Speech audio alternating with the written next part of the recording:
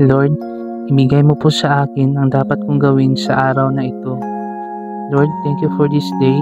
Thank you for another day. Alam ko na marami na namang opportunity ang darating sa araw na ito. Alam kong darating na ang pagkakataon na inaantay ko, Lord. Panginoon, bigyan mo ako ng direksyon ngayong araw. Bigyan mo ako ng guide sa kung ano ang aking gagawin, lalo na sa mga problema na dumating sa aking buhay. Ngayon na may mga pagkakataon na nalilito na din ako, Lord.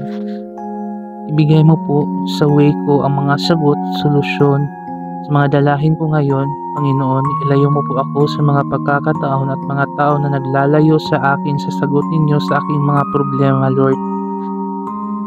Ilagay niyo po ang mga tamang impluwensya sa aking araw-araw, Lord. Mga tamang tao na mag-i-inspire sa akin, mas magbibigay ng mga paliwanag tungkol po sa buhay at lalong-lalo na sa inyong presensya at pagmamahal. Ilayo niyo po ako sa mga maling tao na ito dahil minsan nakakadagdag po sila sa aking problemang kinakaharap. Ilayo niyo rin po ako sa mga pangyayari na maglalagay din sa akin sa mga malaking problema, Panginoon. Panginoon, itinataas ko din po ang aking pamilya. Bigyan niyo po sila ng pagmamahal, bigyan niyo po sila ng proteksyon, bigyan niyo po sila ng mga tamang daan at pagkakataon. Ilayo niyo po sila sa masama.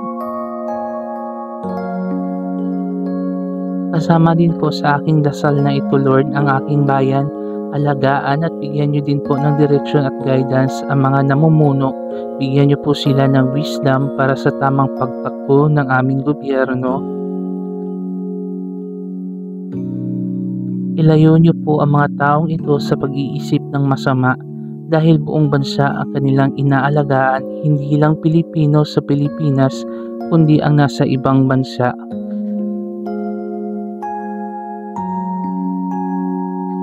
Panginoon, alam ko pong wala kayong masamang plano sa aking buhay.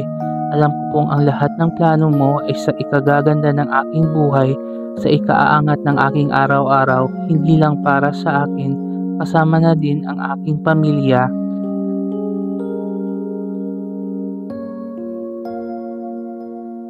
Please continue to give me guidance. Please continue to give me protection. Please continue to lead my life, Lord. This I ask in Jesus' name. Amen.